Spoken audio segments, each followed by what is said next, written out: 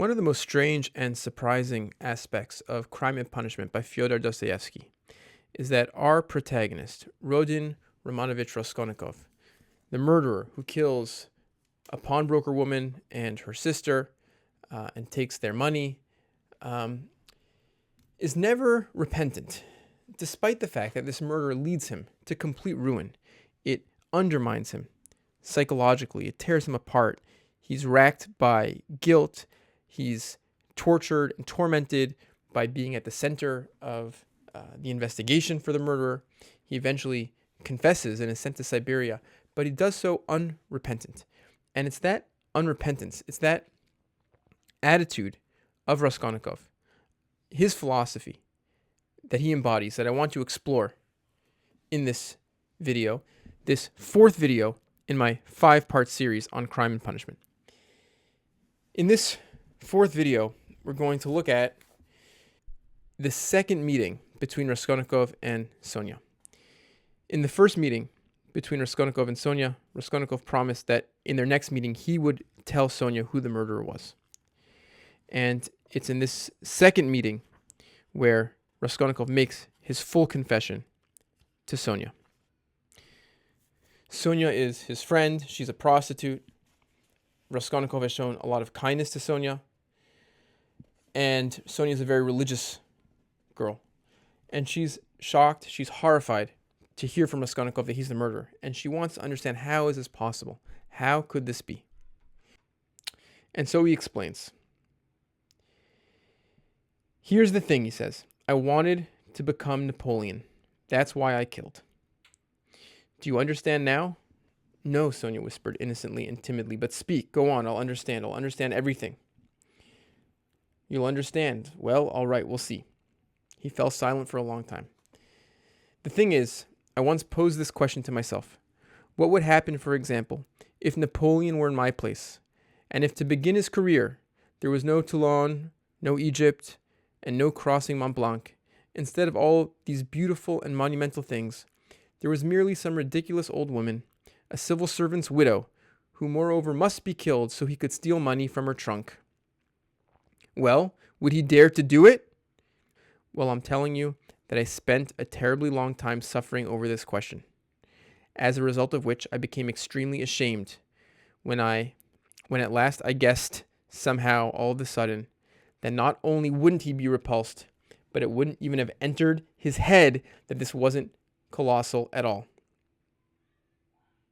And he wouldn't have even understood one bit what was there to be repulsed by.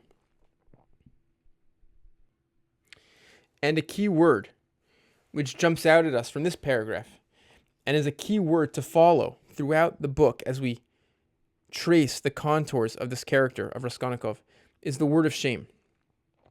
I became extremely ashamed when at last I guessed that not only wouldn't he be repulsed, but it wouldn't even have entered his head that this wasn't colossal at all. The theme of shame is central to the book, and it's central to what drives Raskolnikov to his desperate act. This question of, am I a man? Am I a great man? What am I capable of? The experience of someone who's sort of cloistered away in poverty, in a dark, quiet, dirty room, trying to survive in this industrial world of Tsarist Russia in the 1800s. Skipping ahead, Raskolnikov explains deeper the psychological elements, the psychological demons that he was wrestling with. I told you previously that I wasn't able to support myself at the university. But do you know that I might even have been able to do so?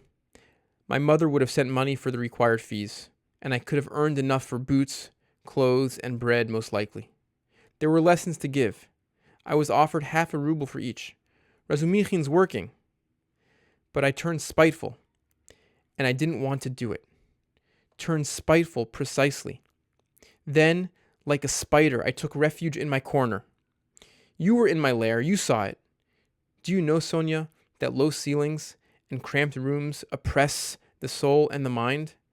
Oh, how I hated that lair, And yet, I didn't want to leave it. I stayed there intentionally. I didn't go out for days. I didn't want to work and didn't even want to eat. I just lay there. There was no light at night. I lay there in the darkness because I didn't want to earn money to buy candles. We're skipping ahead here. You see, at that time, I kept asking myself, why am I so stupid? What if other people are stupid, and I know for sure that they are? Don't I want to be smarter than they are? Then I found out, Sonia, that if I waited for everyone to become smart, it would take much too long. I discovered this would never happen, that people wouldn't change. There's no one to remake them, and it's not worth the effort. Skipping ahead, he's describing his philosophy that emerges and evolves in this period of his life. That's when I guessed that power is given only to the one who dares to bend down and pick it up. There's only one thing that matters, only one, to be able to dare. It was then I conceived an idea for the first time in my life, one that nobody had ever thought up before me. Nobody. It suddenly became clear as day.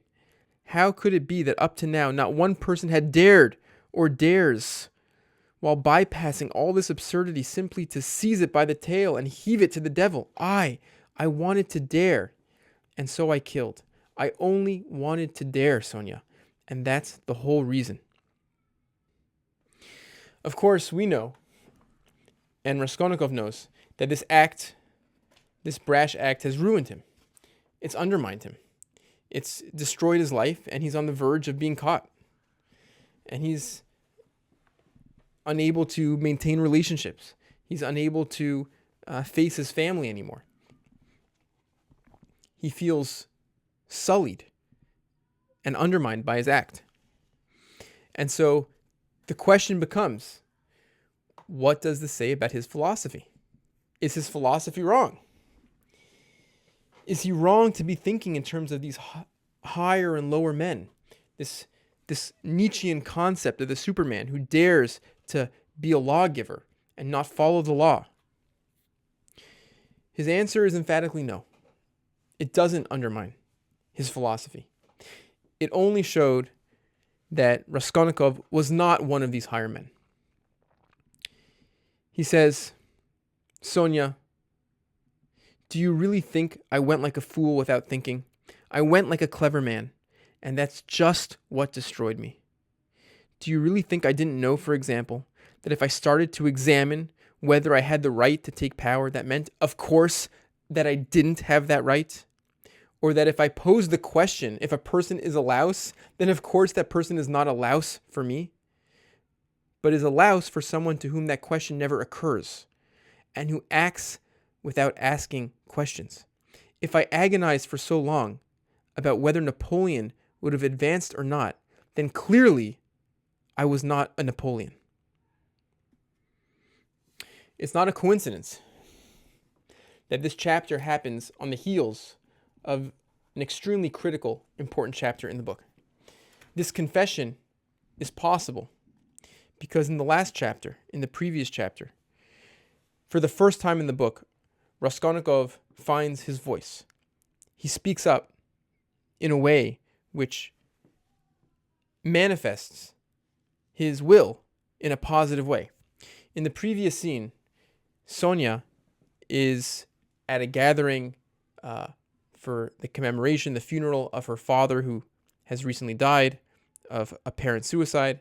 And in this gathering, a wealthy aristocrat named Luzhin accuses her of stealing money from him. And not only that, he demonstrates that in Sonia's pocket is the exact sum of money that he claims she stole. And of course, it was planted on Sonia. She did not steal the money. But in this chaos, Raskolnikov stands up for her. And it's the first time where Raskolnikov is able to feel some level of dignity, some level of self-importance, of significance. And the torment that drives Raskolnikov into his horrible deed is this torment of feeling so undermined, so disempowered by society.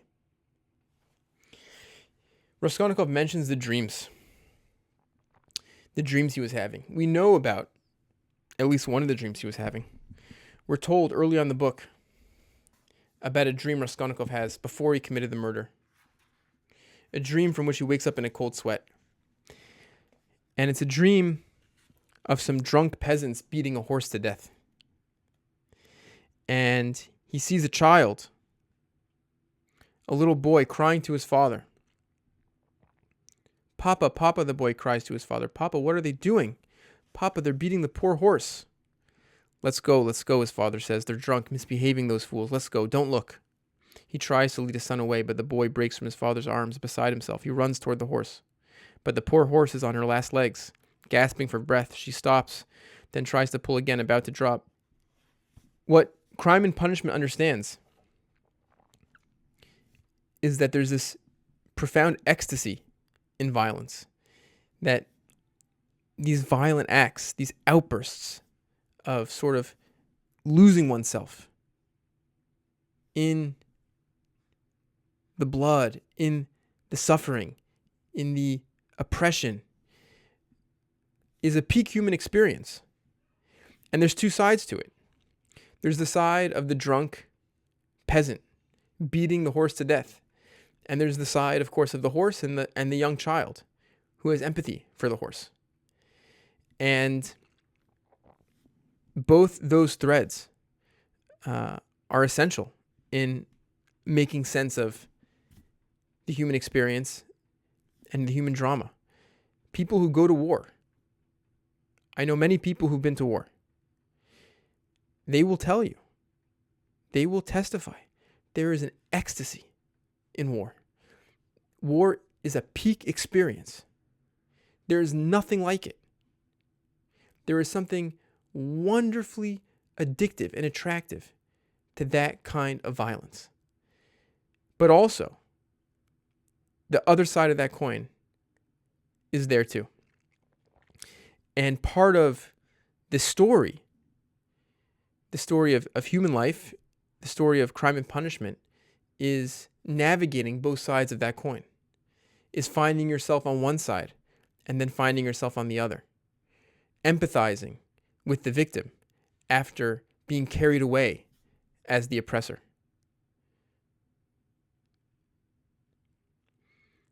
Experiencing that dream